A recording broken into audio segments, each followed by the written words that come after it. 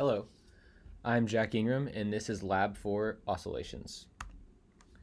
So we'll start with the introduction.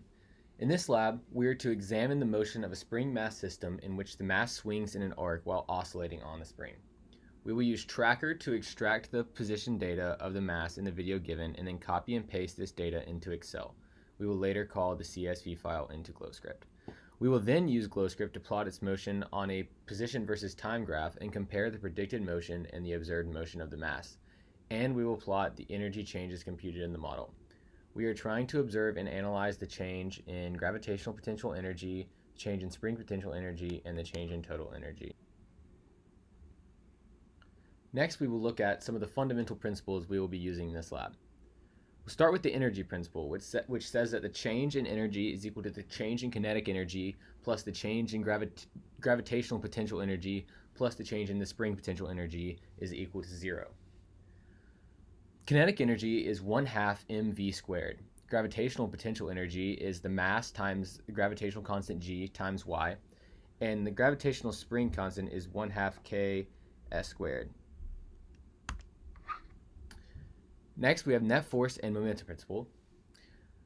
Final velocity equals initial velocity plus the net force over the mass times change in time.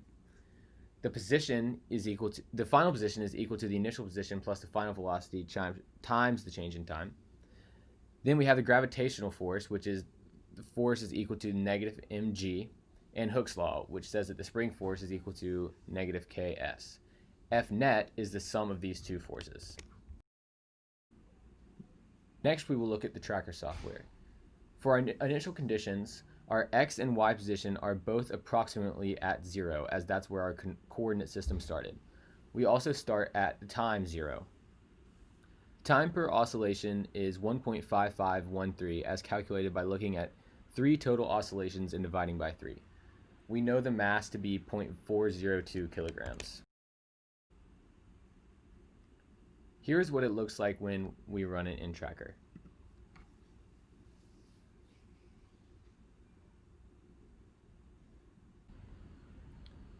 Using the data from Tracker, we were able to make the following calculations. We know that the time, or capital T, the period of oscillation, is equal to 2 pi times the square root of the mass over the spring constant. Rearranging to solve for the spring constant, we get the spring constant is equal to 4 pi squared times the mass over the period squared. We know the period to be 1.5513 and the mass to be 0.402, and solving gets us 6.59 newtons per meter. We also are solving for the L naught here, which comes out to be 0.102 meters. Next, we will look at the changes we made to the starter code to create our GlowScript program. First, we set the initial conditions of the mass of the weight on the end of the spring to be 0.402 and the positions to be effectively 0. Next, we set G to be 9.8, our spring constant to be our calculated value of 6.59, and our L naught to be our calculated value of 0.102. Next, we created the equations for the length by doing the position of the ball minus the position of the spring, L hat being L over the magnitude of L, and S being the magnitude of L minus L naught.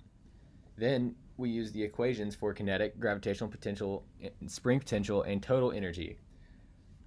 For kinetic, that is 1/2 mass times velocity squared. For potential energy, that's G times the mass times Y. For the spring energy, that's 0.5 times the spring constant times the stretch squared. And energy is all three of the energies together. Then, inside the for loop, we set F grav to be negative mg in the y direction, F spring to be the spring constant times the stretch times the L hat for the direction, then net force by summing the two up. Then we use the momentum principle and Newton's second law to update the ball's velocity and position over time. The final thing we did is use the equations for the L, the stretch, and the L hat again, as well as the equations for the kinetic, gravitational potential, and spring potential energy, again, as well as updating them and solving for the deltas of each. At the bottom here, you can see we have delta E is equal to delta K plus delta gravitational potential plus delta gravitational spring.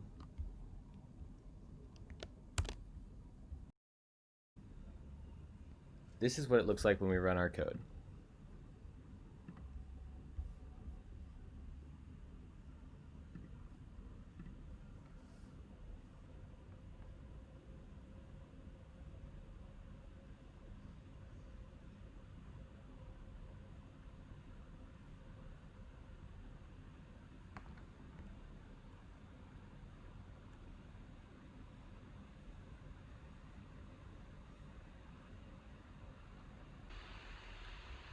Here's the change in energy versus time graph. Kinetic energy is in blue, gravitational potential energy is in red, potential spring energy is in green, and total energy is in orange. This is our predicted versus observed graph of the position versus time. To answer the question, is the energy principle satisfied, we look at the change in energy versus time graph. The orange curve is the total energy, and as you can see, it is effectively zero all the way through. If we look at the other curves, you can tell that they add up to zero throughout the duration of the graph.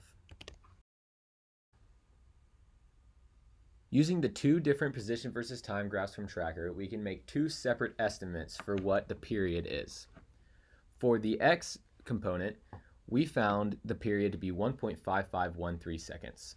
However, for the y component, we found it to be 1.646 seconds. This is due to a couple main sources of error, including user error and the spring not following completely normal motion.